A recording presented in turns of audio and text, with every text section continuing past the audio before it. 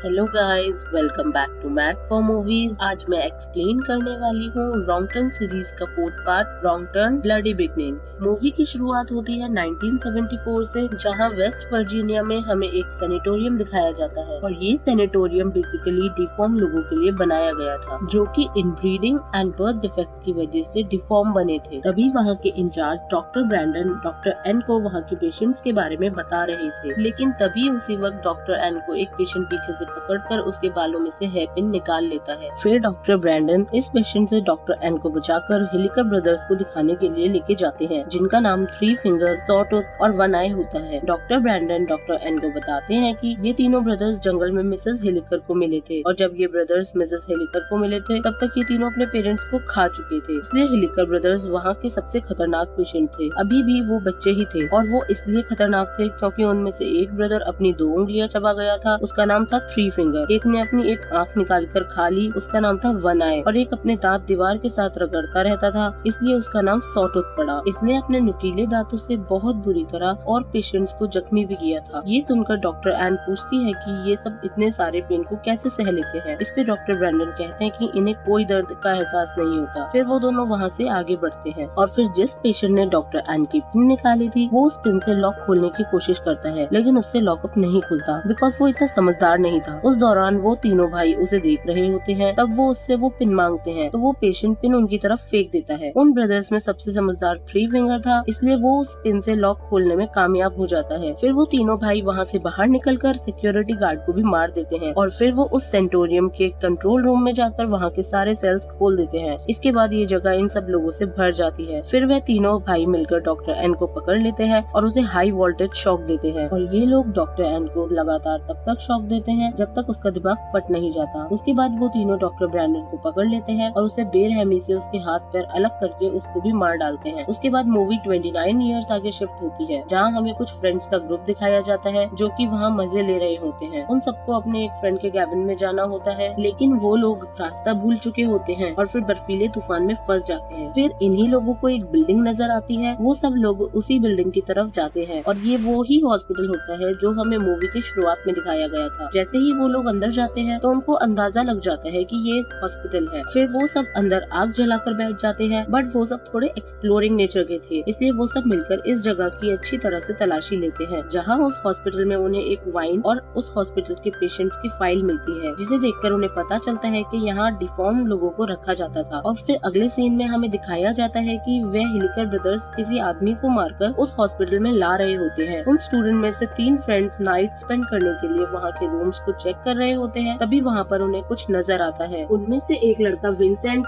अंदर जाता है और उसके अंदर जाते ही शाउट करने की आवाज आती है। तभी बाहर खड़ी जेना और केनिया डर जाती है। फिर वह विंसेंट को ढूंढने के लिए उस रूम में जाती हैं, जहाँ उन्हें पता चलता है कि विंसेंट ने उनके साथ बहुत घटिया मजाक किया है। फिर वो दोनों लड़कियाँ विंसेंट से नाराज होकर वहाँ से चली जाती है। तभी पीछे से हमें उनका पीछा करते हुए 1 आई दिखाया जाता है। तभी विंसेंट उन्हें मनाने के लिए अकेले ही जनरेटर ऑन करने के लिए चला जाता है। जनरेटर मिलने पर वो उसे अब ऑन कर देता है। लाइट आने पर अब वो सब मिलकर वहाँ पार्टी करते हैं और बहुत शोर शराबा करते हैं, लेकिन वो सब इस बात से अनजान होते हैं कि कोई उन पर नजर रख रहा है। पार्टी करते करते वो एक ऐसी जगह पर पहुँच जाते हैं जहाँ उन्हें एक मूवी रील मिलती है। फिर डैनियल उसे प्रोजेक्टर में डालकर उस रील को प्ले करता है, जिसमें दिखाया जाता है कि इन्हीं हिलिकर ब्रदर्स पर सबसे ज्यादा टेस्ट हुए थे। तभी वीडियो देखकर डैनियल की गर्लफ्रेंड लॉरेन उन्हें बताती है कि मेरा भाई इनके बारे में मुझे बहुत डरावनी कहानी सुनाया करता था। वो बताती है कि ये लोग बहुत खतरनाक हैं और ये इंसानों को मारकर खाते हैं, लेकिन कोई भी लॉरेन की बातों पर यकीन नहीं करता। फिर वो सब वहाँ से सोने चले जाते हैं। फिर थोड़ी देर बाद दिखाते हैं कि विंसेंट को नींद नहीं आ रही होती, इसलिए वो टहलने के लिए निकल जाता है। तभी विंसेंट को वहाँ कोई बैठा हुआ दिखता है। जब विंसेंट उसे देखता है तो वो कोई और नहीं बल्कि विंसेंट का दोस्त पोर्टर था, जिसके कैबिन में उन सबको जाना था, लेकिन वो देखता है कि पोर्टर मर चुका है। इससे पहले कि वो कुछ सोच पाता, तभी सॉटूथ उसके सर में एक आयरन रॉड घुसा के उसे भी मार देता है। और अब जब सुबह होती है तो दिखाते हैं कि वहाँ का बर्फीला तूफान अभी भी नहीं रुका होता, इसलिए वो सब वहीं स्टे करते हैं। तभी उठने के बाद जेना सबसे विंसेंट के बारे में पूछती है, लेकिन किसी ने भी उसे देखा नहीं होता और साथ ही इन सबका सारा सामान भी गायब होता है। जेना सोचती है शायद वो अब भी सबके साथ मजाक कर रहा है, लेकिन फिर भी सब विंसेंट को ढूंढना शुरू करते हैं और अब उनमें से 4 स्टूडेंट नीचे बेसमेंट में जाते हैं, जहाँ उन्हें एक केज दिखता है जिसमें बहुत सारे डेंजरस टूल्स रखे होते हैं। और फिर जब वो और आगे जाते हैं तब उन्हें वो सेल्स भी मिल जाते हैं जहाँ सारे डिफॉर्म पेशेंट्स को रखा जाता था। आगे बढ़ने पर उन्हें एक ग्लास पर खून लगा हुआ दिखाई देता है, जिसे देखकर वो सब परेशान हो जाते हैं और अब वो सब अलग अलग डायरेक्शंस में चले जाते हैं। जहाँ अब जेना किचन में जाती है और उसे वहाँ सॉटूथ दिखता है जो पोर्टर की बॉडी को काट रहा होता है। तभी थ्री फिंगर वहाँ आकर सॉटूथ को अपने साथ ले जाता है और अब जेना भी डरकर वहाँ से भाग जाती है और अब वो सबके पास आकर उन्हें सब कुछ बताती है कि तभी पोर्टर के जैकेट की पोटली उनके सामने आकर गिरती है। फिर तभी केनिया उसे चेक करने जाती है और जैसे ही वो जैकेट ओपन करती है तब उन्हें उसमें पोर्टर का कटा हुआ सर मिलता है। इससे पहले ये सब कुछ समझ पाते हिलिकर ब्रदर्स ऊपर से एक नुकीली तार नीचे गिराकर क्लेयर को उसमें फंसाकर ऊपर खींचते हैं।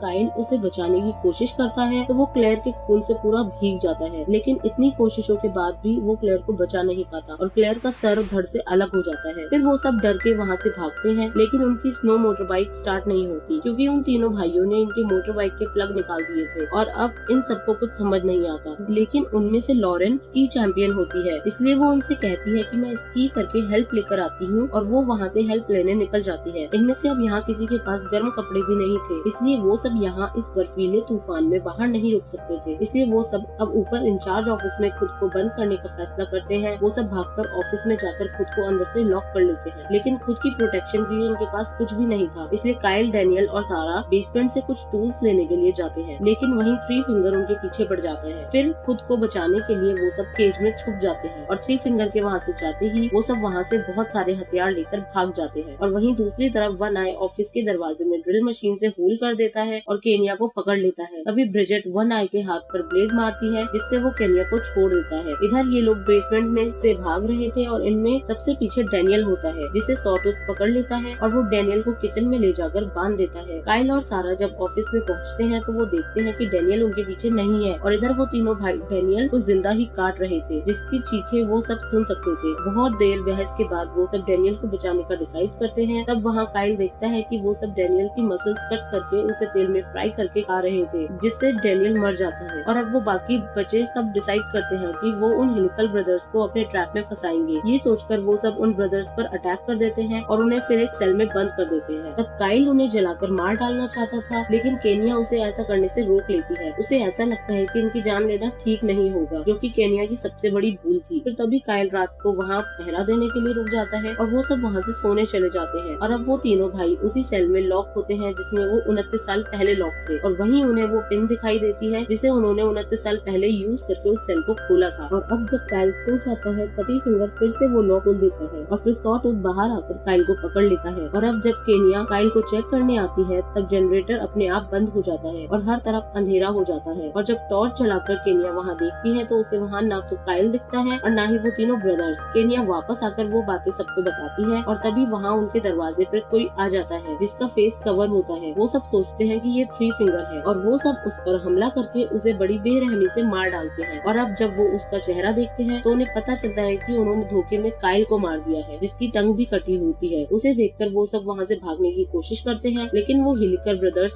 बुरी तरह हाथ धोकर उनके पीछे पड़ जाते हैं। फिर भागते भागते वो सब उनके रूम्स तक पहुँच जाते हैं, जहाँ पर उन लोगों को अपना लगेज भी रखा दिखाई देता है। और फिर वो सब अपनी जैकेट पहन लेते हैं और वहाँ से विंडो से बाहर भागने का डिसाइड करते हैं, लेकिन वो एक सैनिटोरियम था, इसलिए वहाँ की सारी विंडो सील्ड थी। और फिर तभी उन्हें एक टूटी हुई विंडो दिखती है जिसके पीछे बहुत सारे बर्फ जमी होती है। तभी सारा उस विंडो के पीछे से बर्फ हटाना शुरू करती है, लेकिन वो तीनों ब्रदर्स वहाँ पहुँच जाते हैं और थ्री फिंगर दरवाजा तोड़ने की बहुत कोशिश करता है। थ्री फिंगर के बाद सॉटूथ भी उस डोर को तोड़ने की ट्राई करता है, लेकिन इतनी ही देर में सारा उस बर्फ में से एक रास्ता बनाने में कामयाब हो जाती है और फिर वो सब वहाँ से बाहर निकल जाते हैं। लेकिन जेना उस जगह से बाहर नहीं निकल पाती और वो वहाँ फंस जाती है। तभी सॉटूथ पीछे से आकर उसे एक ड्रिल से उसे मार डालता है। बाकी बचे लोग वहाँ से अपनी जान बचा के भागते हैं, लेकिन वो तीनों ब्रदर्स उन्हीं की स्नो मोटर बाइक पर उनका पीछा करते हैं। और तभी ब्रिजेट सॉटूथ की पकड़ में आ जाती है, जिसपे वो अपने बचाव में उस पे चाकू से हमला कर देती है और वो फिर उसे छोड़ देता है। वहीं दूसरी तरफ हमें लॉरेन दिखाई जाती है, जो बर्फीले तूफान में बाहर रहने की वजह से बर्फ में जमकर मर चुकी होती है, जबकि मेन रोड उसी के सामने होता है, लेकिन वो तूफान की वजह से उसे देख नहीं पाती और वो वहीं बैठे बैठे मर गई। अब सिर्फ केनिया और सारा ही बचे थे। केनिया अपनी जान बचाकर भाग रही होती है और वन आई उसके पीछे पड़ पड़ जाता है। और अब जब वो केनिया को पकड़ने ही वाला होता है कि तभी सारा उसे मारकर नीचे गिरा देती है और वो दोनों अपनी स्लो मोटर बाइक लेकर वहाँ से चलने लगते हैं। और वो दोनों